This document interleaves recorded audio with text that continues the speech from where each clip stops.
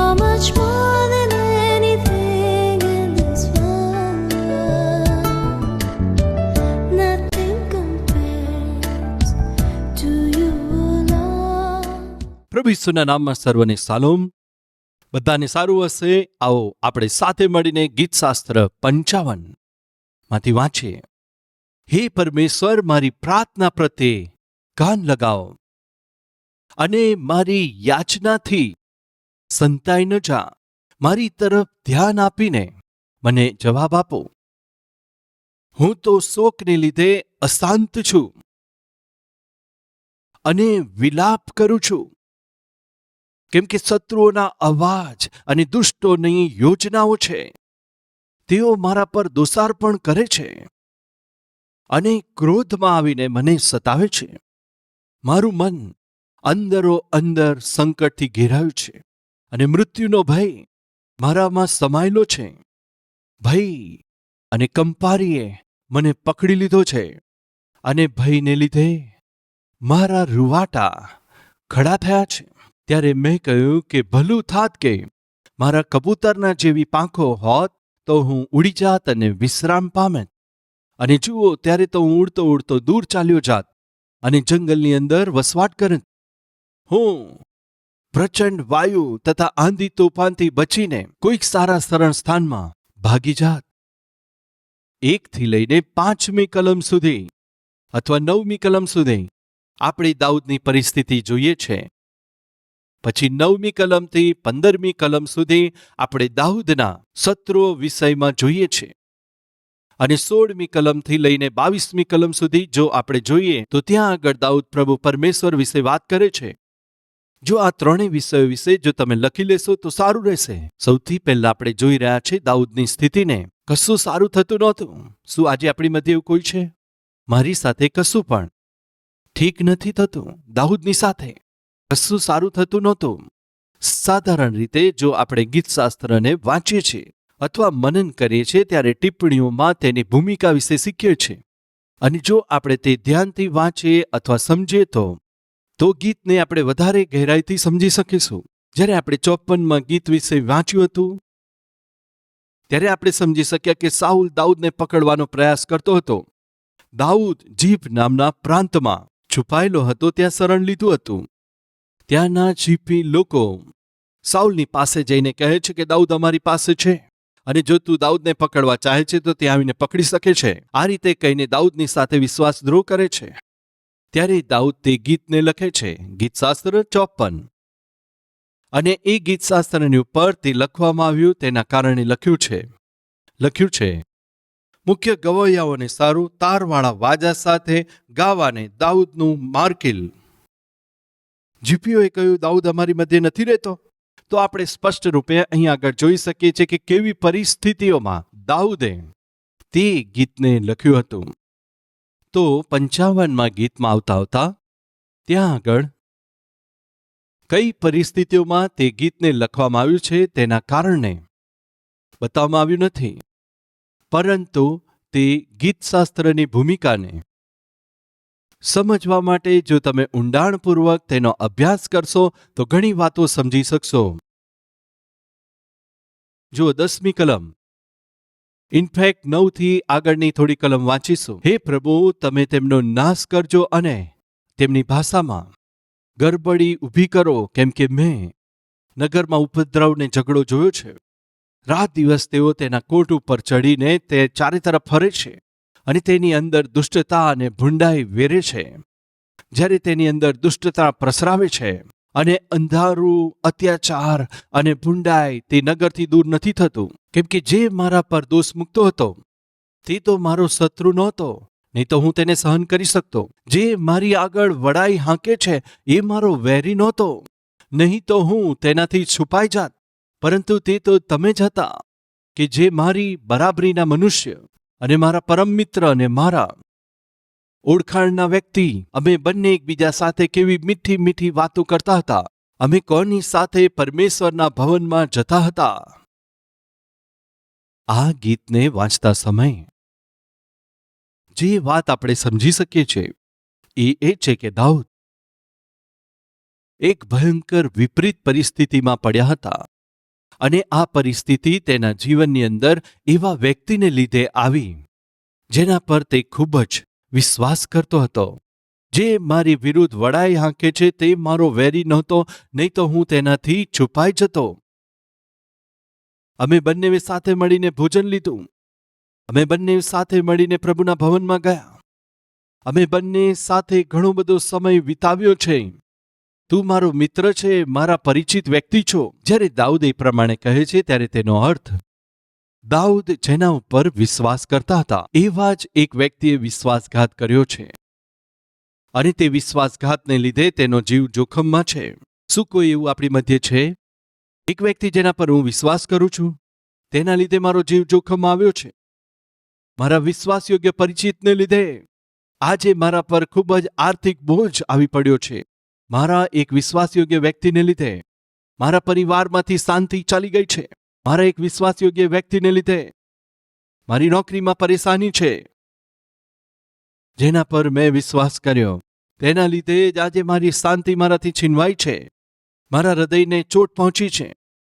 વિશ્વાસ અપાવીને મારી પીઠ પર છરો ફૂંક્યો છે. શું એવી પરિસ્થિતિથી તમે પસાર થાવ છો? તો સાંભળો, આત્મિક યાત્રામાં તે સહેજ છે. ક્યારે તમારી સાથે વિશ્વાસઘાત થાય છે જાણો છો?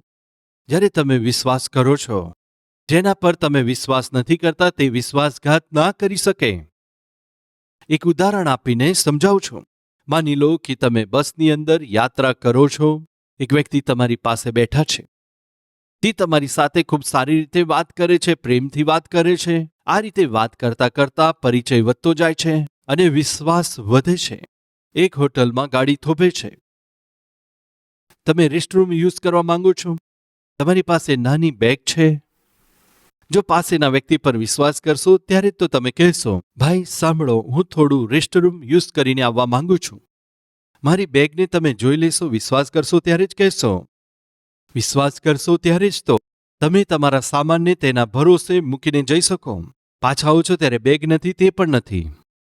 શું થયું? પહેલા વિશ્વાસ જતાવ્યો, પછી વિશ્વાસઘાત કર્યો. બસમાં ચડતા તમે બીજા એક વ્યક્તિને પણ જુઓ છો. તે અલગ દેખાય છે. તેની ચાલઢાલ, તેની આંખો તમને બરાબર નથી લાગતી. તેના હાવભાવ જોઈને તમે તેના ઉપર સંદેહ કરી રહ્યા છો. શું તેના ભરોસે તમે બેગ મૂકીને જશો?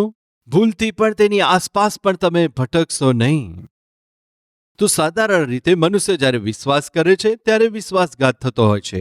આજે તે જ વિશ્વાસે તમારા જીવનને તકલીફ લાવ્યા છે, નુકસાનમાં મૂક્યા છે. એ સામાન્ય વાત છે. મારા જીવનમાં પણ ઘણું નુકસાન વેઠ્યું છે મેં વિશ્વાસને લીધે. એક દિવસની વાત છે, હું ખૂબ જ પરેશાન અને દુઃખી હતો. અરે જેના પર મેં વિશ્વાસ કર્યો તેમણે જ મારી સાથે દગો કર્યો, મારી સાથે વિશ્વાસઘાત કર્યો. આ પ્રમાણે વિચાર કરતા હું એક મીટિંગમાં જાઉં છું અને એક ભાઈ મને મીટિંગમાં લઈને જાય છે. હવે તે મીટિંગમાં હું એકદમ પાછળ બેઠો હતો. એક બાઇકની ઉપર બેઠો હતો. હું ડિસ્ટર્બ હતો. એ ભાઈ જ્યારે મીટિંગમાં જતા તો આ મારા મિત્ર વચનથી પ્રચાર કરતા હતા. તેઓ બોલતા થોડા તોતળાતા હતા. ત્યારે તો પ્રચાર કરતા કરતા અચાનક મને જોઈને કહે છે, સૌને પ્રેમ કરવો જોઈએ વાલા. મેં સાંભળ્યું. ઠીક છે કહ્યું. મેં કહ્યું તેના લીધે જ તો આજે પરેશાન છું. મનમાં વિચારીને વચન સાંભળતો હતો. થોડા તોતળાતા હતા મારા દોસ્ત, એટલે તે ધીરે ધીરે બોલતા હતા. તો થોડી વાર પછી અચાનક ફરીથી એક વાત કહે છે, ભૈયા ફરી શું વાત છે? કોઈના પર વિશ્વાસ ના કરવો જોઈએ. સાંભળીને મેં કહ્યું, ફરીથી બોલો. કોઈના પર વિશ્વાસ ના કરશો ભાઈ. આ તો મને ખૂબ જ નવું લાગ્યું. બે વાત કહે છે. પહેલા, સૌની પર પ્રેમ રાખો. બીજું, કોઈની ઉપર વિશ્વાસ ના કરશો. વાલા ભાઈઓ બહેનો, જે વાત મેં તે દિવસે સાંભળી હતી તે વાતે મારા જીવનમાં ખૂબ જ ઊંડાણપૂર્વક પ્રભાવ નાખ્યો. મારા વિચારવાની રીતને, પ્રેમ કરવાની રીતને તેમણે બદલ્યું. પ્રેમ સર્વ પર વિશ્વાસ કરે છે, સંદેહ નથી. આજે આપણામાં ઘણા લોકોને પરેશાનીમાં પડવાનું મુખ્ય કારણ આર્થિક પરેશાનીનું મુખ્ય કારણ છે, જીવનની અંદર દગો ખાવાનું મુખ્ય કારણ. જાણો છો શું છે? એક વ્યક્તિ પર આપણે પ્રેમ કરીએ છીએ, જેના પર પ્રેમ કરીએ છીએ એના પર વિશ્વાસ કરીએ છીએ. વિશ્વાસ કર્યા પછી આપણે દગો પણ ખાઈએ છીએ. તે દિવસે મેં એક નિર્ણય લીધો કે હું સર્વ ઉપર પ્રેમ રાખીશ અને સાથે સાથે સર્વ પર વિશ્વાસ પણ કરીશ. પરંતુ સમજો, ઘણીવાર આપણે હતાશ થઈએ છીએ. જો તે સમયે કોઈ આપણા પર અધિક પ્રેમ કરે છે અને તે વ્યક્તિ આપણી સાથે છે, ત્યારે આપણે એમનો સહારો લઈએ છીએ, તેમનો ટેકો લઈએ છીએ.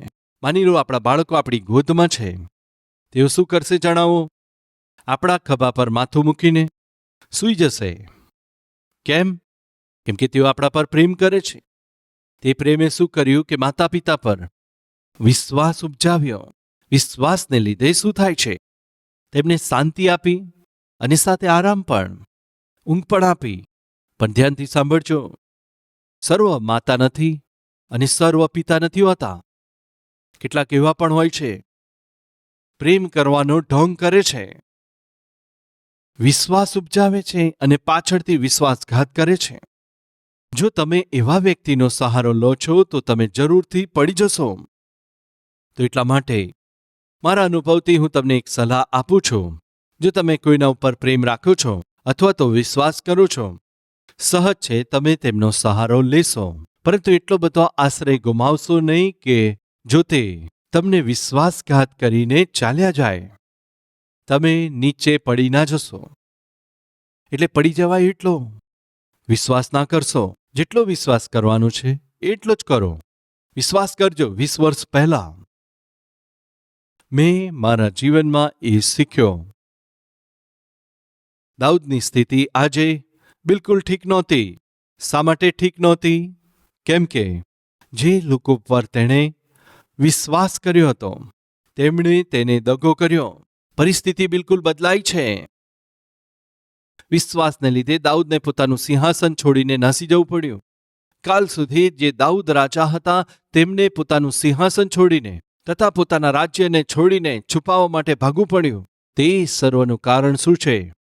વિશ્વાસ. જ્યારે પોતાની આસપાસની પરિસ્થિતિને જુએ છે, જ્યારે તેની સાથે વિશ્વાસઘાત થયો, જ્યારે પરિસ્થિતિઓ હાથમાંથી બહાર જતી હતી, ત્યારે દાઉદ શું કરે છે? રડે છે. તેનો અર્થ પ્રાર્થના કરે છે. શું કોઈ એવું આપણી મધ્યે છે?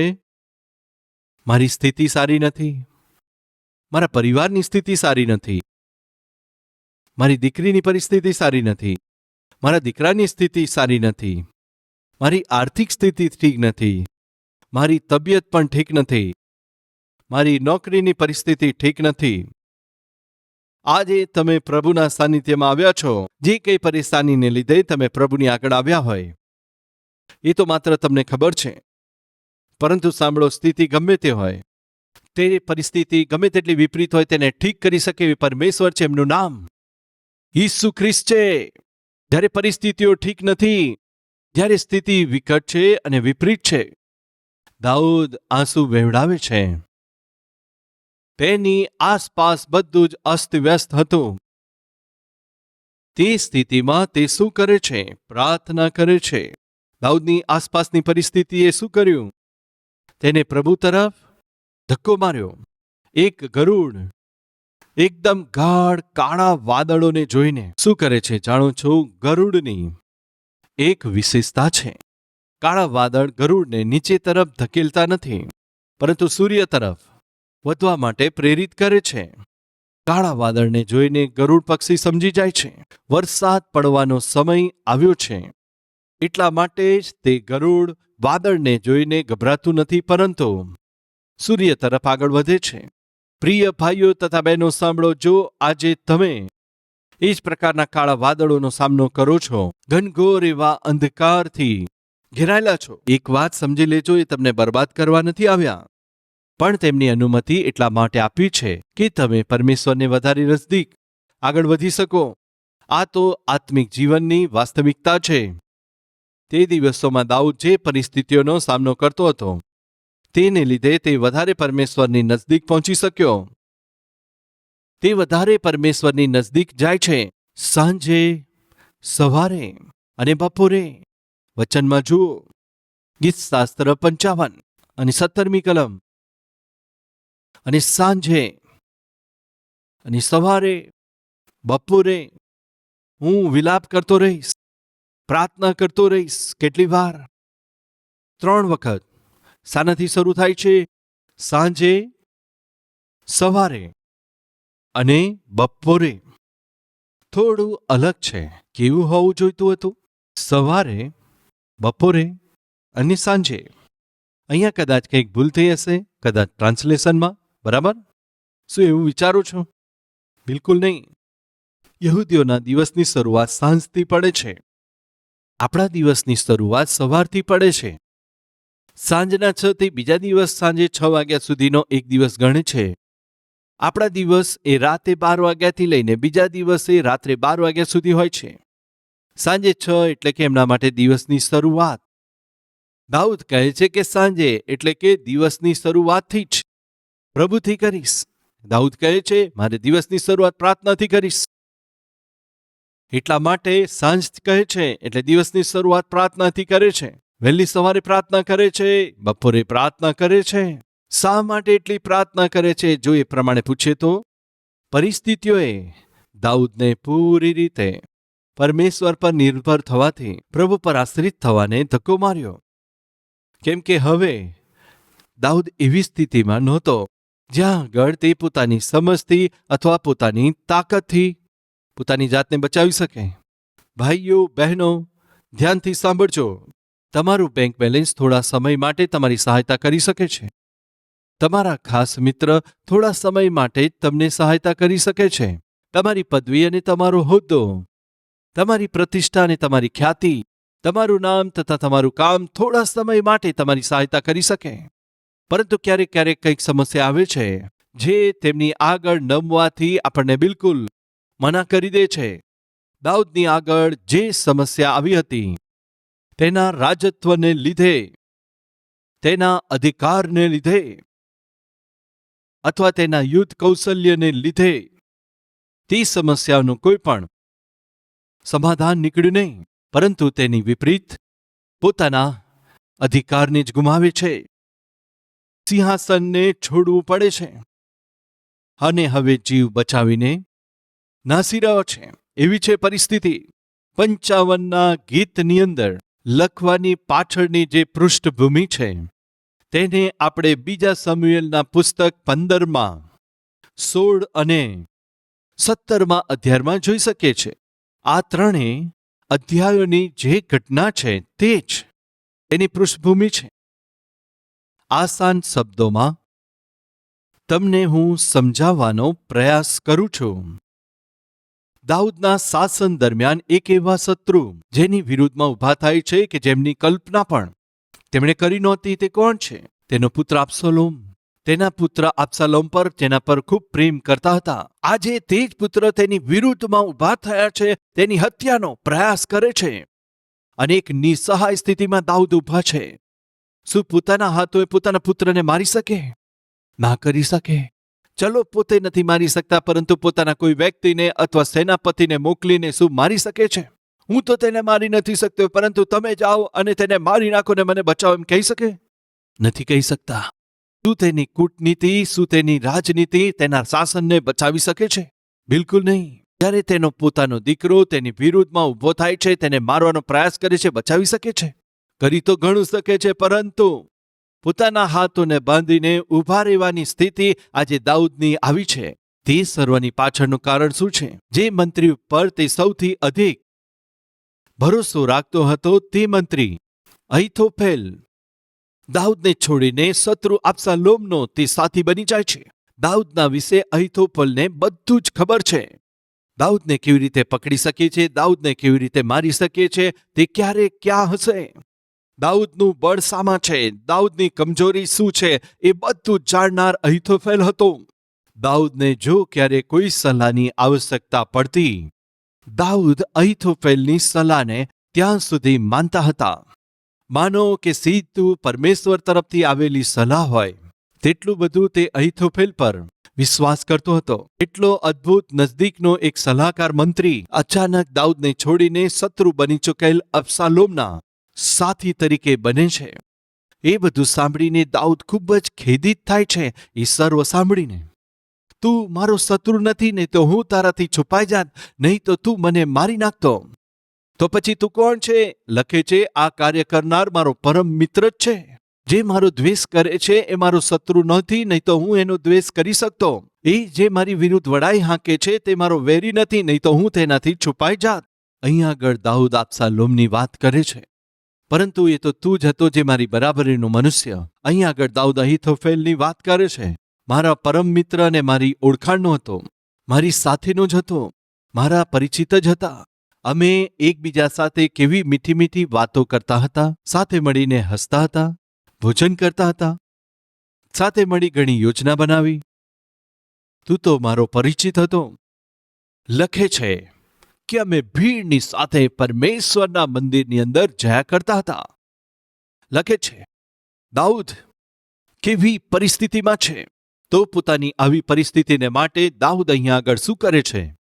પોતાની વેદનાને પ્રગટ કરી પરમેશ્વરની આગળ જઈને પોતાની વેદનાને તે પ્રભુની આગળ પ્રગટ કરે છે. આજે પરિસ્થિતિ ઠીક નથી એમ કહેનાર ભાઈ અથવા બહેન, જેમના પર તમે વિશ્વાસ કર્યો તેમણે તમારી આગળ વિશ્વાસઘાત કર્યો છે, જેમને તમે પોતાના ગણ્યા તે જ વ્યક્તિઓએ તમારી પીઠ પર છરો ભૂંક્યો છે. આજે જો તમે એવું કહો છો તો તમારે શું કરવાનું છે જાણો છો? તમારે પ્રભુની આગળ આવીને પ્રાર્થના કરવાની છે.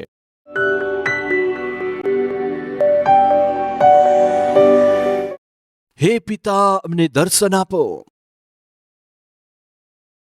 પોતાના બાળકોની વ્યાકુળતા ઉપર ધ્યાન ધરજો પ્રભુ.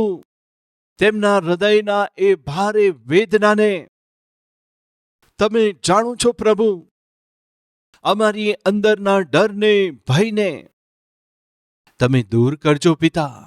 પોતાના બાળકોની પ્રાર્થનાને સાંભળીને તેમને સ્વર્ગમાંથી ઉત્તર આપજો પિતા. અમારી પ્રાર્થનાઓના જવાબમાં આશ્ચર્ય કર્મ કરનારા પરમેશ્વર છો તમે. કોણ અહીંયા આગળ કેવી પરેશાનીમાં, કેવી સમસ્યાઓમાં, કેવી બીમારીમાં આવ્યા છે તમે જાણો છો. એ સર્વ જાણનાર પરમેશ્વર છો તમે. પોતાના બાળકોને કૃપા આપો, તમારા બાળકોને હિંમત આપો, તેમને સાજાપણું આપો. પોતાના સામર્થ્યથી ભરી દો પિતા. તમારી મહાન કૃપાને તેમના પર પ્રગટ કરો. નોકરીની દરેક સમસ્યાઓને દૂર કરો. પરિવારની દરેક તકલીફોને દૂર કરો. પતિ પત્નીની વચ્ચે, બાળકોની મધ્યમાં જે કંઈ પરેશાની હોય સર્વને દૂર કરજો. તેમની વેદનાને દૂર કરીને તમે મહિમા પામો. પ્રાણ, આત્મા, શરીરમાં તેમની જે કંઈ વેદના હોય પ્રભુ ઈસુના નામમાં તે સર્વ દૂર કરો. પ્રાર્થના ઈસુના નામમાં સાંભળો, માન્ય કરો. આમેન. પ્રભુ ઈસુ ખ્રિસ્તના નામમાં સર્વ પ્રિય લોકોને સલોમ. કલ્વરી આવાજ ટીવી પ્રોગ્રામ દ્વારા તમે વચનને સાંભળી રહ્યા છો, વિશ્વાસને મજબૂત કરી રહ્યા છો, માટે સર્વનો આભાર. આ ઉત્તમ સંદેશ દ્વારા ઘણા બધા બરબાદ થતા લોકો પવિત્ર જીવન જીવવા લાગે છે. તૂટી રહેલા પરિવારો તો જોડાઈ રહ્યા છે. બિનજવાબદાર બનીને અહીં તહીં ભટકનારા લોકો ઠીક થઈ રહ્યા છે. એવા ઘણા બધા લોકોના જીવનને ઠીક કરીને પરિવાર જોડાઈ રહ્યા છે વચન દ્વારા. આ વચન લાખો લોકો સુધી પહોંચાડવાની પ્રક્રિયામાં તમારી સહાયતાની આશા રાખું છું. આજે તમે આ કાર્યક્રમ સાંભળી રહ્યા છો, પોતાને મજબૂત કરો છો, તેનું કારણ છે તેની પાછળ કોઈને કોઈ વ્યક્તિનો ત્યાગ છે, ડેડિકેશન છે. આ કાર્યક્રમ ટીવી ઉપર મફતમાં પ્રસારિત નથી કરી શકાતો. થોડી ઘણી સહાયતા દ્વારા આ કાર્યક્રમને પ્રસારણ કરવું તે તો સંભવ નથી. પ્રભુના નામમાં જે પ્રાર્થના કરે છે તે તો ઉદ્ધાર પામશે. દરેક વ્યક્તિનો ઉદ્ધાર થાય તેવું તે ચાહે છે, તો તેમણે પ્રાર્થના કરવી જોઈએ. પ્રાર્થના કરવી હોય તો વિશ્વાસ હોવો જોઈએ. વિશ્વાસ હોવા માટે વચન સાંભળવું જોઈએ. વચન સાંભળવા માટે વચન પ્રચાર કરવું જોઈએ, તે વહેંચવું જોઈએ. તેને કોઈને કોઈ વ્યક્તિ આગળ વધારવાનું છે, એમ જ રોમનોને પત્રમાં લખેલું છે. 10મો અધ્યાય ને વચન 13, 14, 15, 16માં લખેલું છે. પરમેશ્વરના નમ્ર દાસને જો શ્રેષ્ઠ વચન પ્રગટ કરવું હોય તો તમારા જેવા લોકોએ પ્રેમ અને ઉત્સાહ સાથે આ સેવાને મદદ કરવા આગળ આવવું પડશે. સેવા દ્વારા, વચન દ્વારા જેઓ મજબૂત થાય છે, તેમને આદર મળે છે. તો તમે કૃપા કરીને આગળ આવીને કમસે કમ એક કાર્યક્રમને સ્પોન્સર કરશો તો લાખો લોકો સુધી આ અદ્ભુત સંદેશ પહોંચી શકશે. વચન બતાવી શકીશું. તો આવો, જીવનને ઠીક કરનારો આ સંદેશ ઘણા લોકો સુધી પહોંચી જાય, તેઓ એના પર વિશ્વાસ કરે અને તેમનું જીવન ઠીક થઈ જાય. તમે એમાં મદદ કરશો એવી આશા રાખીએ છીએ. સેવાને પ્રોત્સાહન આપનાર અને સહાયતા કરનાર આપ સર્વ લોકોનો હૃદયથી આભાર માનું છું.